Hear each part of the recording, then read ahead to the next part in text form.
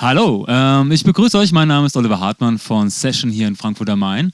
Und neben mir sitzt Ryan Roxie von jetzt GIBSON, bekannt von Alice Cooper. Long time with Alice Cooper. 10 years with Alice Cooper. Und wir beide reden jetzt ein bisschen über ein spezielles Event, was wir haben heute und morgen am 11. und 12.11. Und es geht hier um den Launch dieser Gitarre, und zwar eine Gibson 58 Reissue Chambered, Lightly Figured. Und die gibt es bei uns in 3 Farben, werden heute vorgestellt. Es gibt insgesamt 24 Modelle, die wir haben. Eine davon habe ich hier. And Ryan, when you came to this place today and you came in and you looked at that guitar, grabbed it and you played it the whole day. So, man, it's a great honor to have you here. Thank you so much. Thank you very much to start off with. Yeah, when I said I played with Alice, as nearly 10 years, because off and on I did some other projects in between there. I did a couple of my own albums and I did a Slash record, and so, but for a span of 10 years or so, Alice was my boss, and I can't think of a cooler boss than Alice Cooper, and I can't think of a cooler guitar than that one, because like you said, I walked into this shop today and saw basically 24 Les Pauls that were all to die for. But that one sort of popped out to me. And that's the thing I think about GIBSON Guitars, is that there's going to be one of those designs, whether it's a design like this or it's a Les Paul or an SG, there's going to be a design that you like, and then out of all those designs, there's going to be that one special model, that one special instrument that sort of speaks to you, and this girl sort of spoke to me.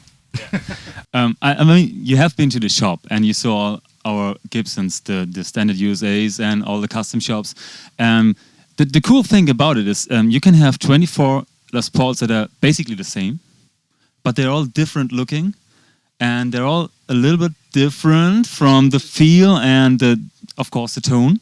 And you can find your guitar, your guitar. It's not any guitar, it's yours. That's one of the things that they say when I first started working with Gibson, and basically they said, look, the guitar has such a history, it has such a lot of prestige, a lot of people like the guitars just because it has Gibson on the headstock. But they told me, and it was very important, they said, the guitar can sell itself, but what you have to convince people is, tell them when they go to a shop and they take down that Gibson and it fits right in their hands, and they start getting inspired, maybe writing a song, writing a good guitar riff, you should probably get that Gibson, because out of all the Gibsons in the world, they're each going to have their own little special characters. Yes, from maybe 5 feet away, they can look similar, but when you get up close and you look at all the intricate details, and then you feel the necks, because of the hand rolled necks, there's a certain special quality to each and every one of them. That's why I've been on my search for being able to play the best Gibsons since I started working with them, and since before I started working with them, since I was a little kid. I still have my 71 Gold Top that I play on pretty much every album I make. And the cool thing is, it's you buy one Gibson and then you have this tone. And a thing that you showed today during your sessions that you do live over here is that you can have 3 or 4 different Les Pauls for different kind of sounds.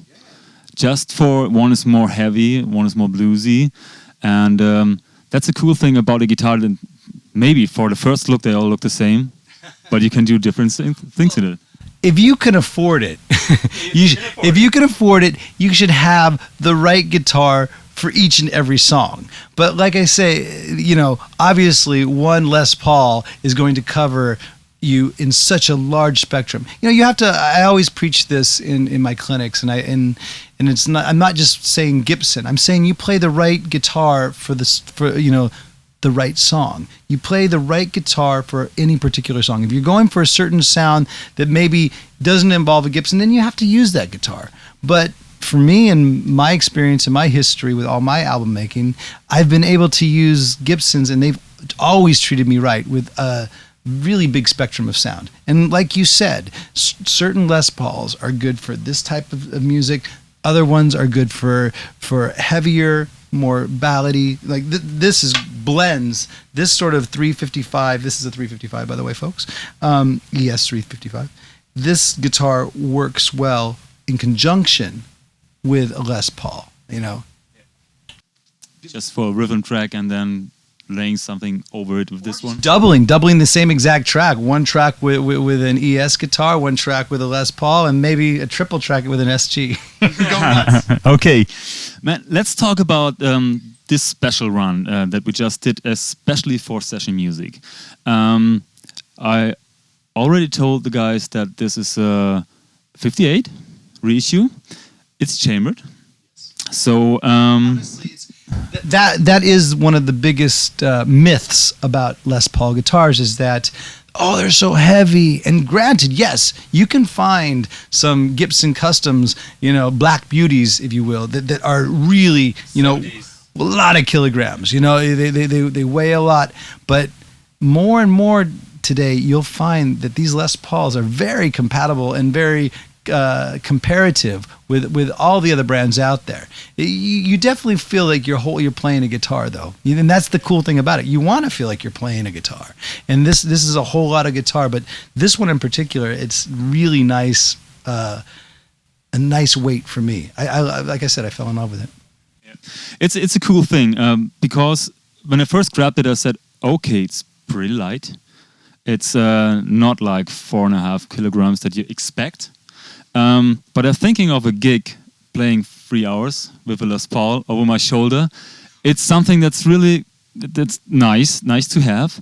And the good thing is you showed us during the session that you did, it does not sound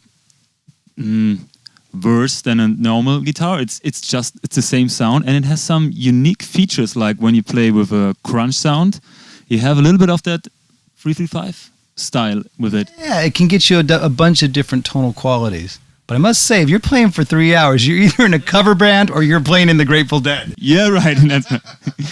That's right. No more cover band jobs, please. Don't play for 3 hours. You're giving me a bad name. I'm 45 minutes max. Come on. Okay, at least when you get paid for 3 hours, then it's okay. Man, okay, we got 3 different colors of that. Check them out on our website. So this is the reason why we are here. This 58 reissue chambered, and there's another thing that we have today. We have a guitar that you can win when you are here, and this is something special because most of the guys that look at this guitar might say it's an SG, but it's not. So you can win this guitar, and tell me a little bit about this one. Well, it is an SG, and it's not. Yeah. Because that's the story of the relationship between the SG guitar and the Les Paul. Believe it or not, folks, this, and if you zoom in right here below where the neck and the body meet, that is a Les Paul. And that's what they released. After 1960, Gibson changed the design of the Les Paul to this shape, this design, and then later renamed it SG, which we all know stands for, well, that would be an SBG. He said solid guitar, yes. SG, solid guitar. Maybe a new model. Maybe that's yours. Another session music original. Next year. That gives me a reason to come back. Yeah, right. Ryan. Let's talk a little bit about you and your career. Me, more about me. Okay. More about you. There's one thing. We were talking the whole day, and there's one thing I didn't tell you. That you are responsible, and I really mean it that way, for the ringing in my ear. It was a gig in, I think, 90 with Alice Cooper in Neu-Isenburg, right here, 20 minutes from here. And it was one solo of you that I can remember. And you bended a tone, and I still have the tone in my ear. So you are the man. Thank you for that. First off, I must say I'm so much happier that you're saying this instead of that I'm your father. Because you were like, when you said I have something to admit to you or something I have to confess to you. No, but don't blame me 100%. We had a really good sound. It was a really good gig. And he really liked to crank up the guitars, which I I love any sound man that loves guitars as much as I do in the mix.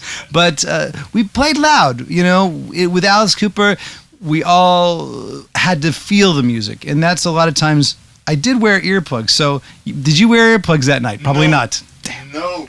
Well, I learned my lesson of wearing earplugs on the first Alice Cooper tour that I did back in '96. We were touring with the Scorpions, Germany's own. And I would go on the tour, and every single night I'd wake up on the bus to the bus screeching to a halt. Then I'd wake up and I'd realize that the bus hadn't moved at all. It is stationary. So the screeching in my ears was still from Klaus Meine, or maybe it was Rudolf Schenker or something.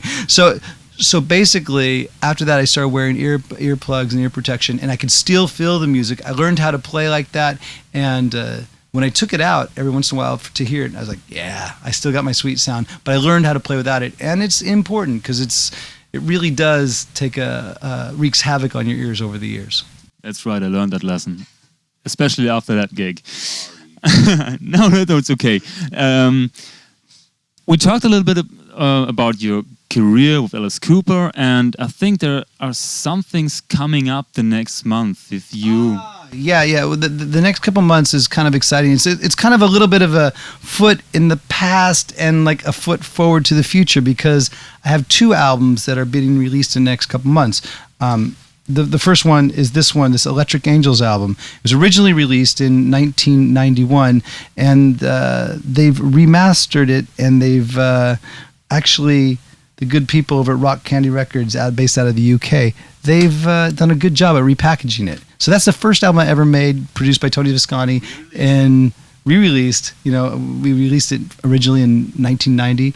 21 years later, I got this album coming out, and this album as well. It's a Swedish band that I play in called Casablanca, and this will be released later on in 2000, early part of 2012. So hopefully we can release it and make our way back out here to Germany. So everyone who listened to the stuff that Ryan played today will say it's a really cool, I like it a lot. It's really cool rock music. And there's something I realized when I watched you play, and I just want to ask you about that. It feels like you're doing a lot of pentatonic style. We talked about that. And when I look at you, I mean, you do look cool with the guitar. It's like hanging over here, and it's all really what you expect from a guitar slinger, man. But sometimes I think you're just playing 80% of what you really can play, because of then you are safe. You can do your show. Is it? I mean, the thing is, I think that it's important to look at the whole spectrum of the way you are as an artist, or a musician. And obviously a big part of it is your technical ability to play, and your technical ability to know all the basic, I call it the motor skills. You have to know how to, your way around the guitar, and know what you're playing without looking at it.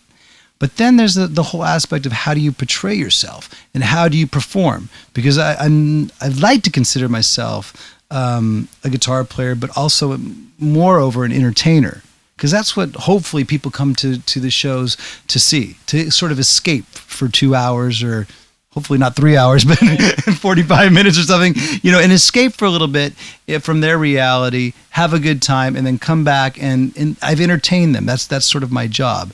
So I always like to keep a little bit of reserve, because my experience with living here in Europe now is that the musicianship is at such a high level. There's so many good technical players that I've met since I've been living out here. I live in Scandinavia. I live in Stockholm. But there's so many great players. But I also think that there's a level of it where you don't have to give it 100% all the time. You sort of take it to where you feel comfortable playing, and then every once in a while, let those flashes come out, And that's what really entertains people, because they go, oh, well, you can play, actually. You think that's thing that is important to get jobs like with Alice Cooper or with Slash, to have that ability to know what you can, if you want to, but to have that standard like 80% and have that every day, not have that flashes. I think the most important thing is to be a consistent player, yes. But the most important thing to getting those types of gigs is learning how to get along with other people. Whether it's your own band that you are in now, or whether it's some band that's going to be filled with a living legend named like Alice Cooper in the future. Learn how to get along with different types of personalities. And that is one really key aspect of being able to hang. Be at the right place at the right time, obviously, but being at the right place at the right time means being prepared. You know, having your motor skills down, having your sort of look together and how you want to portray yourself. And then I think the most other important thing is ear training. So many people, you don't hear it so much anymore because you just assume that everybody learns off of tablature or watching YouTube videos. But learn how to train your ears so that you can listen to something like once, twice, and know where those chords are. Okay, that's an A, that's a G, that's a D. And you basically, if you can learn a song after one or two passes of just, hearing it, then it's going to go a long way into people going, hey, he picks up on it quick, and he looks good doing it. And I can say he looks good doing it. Really, really, really. Ryan, yes. Thank you very much for the interview. Well, thanks for having me out in Germany. And like I said, if for those of you out there that are interested more, just go Google that name, Ryan Roxie, and get in touch with me. I'm pretty one of those guys that's approachable.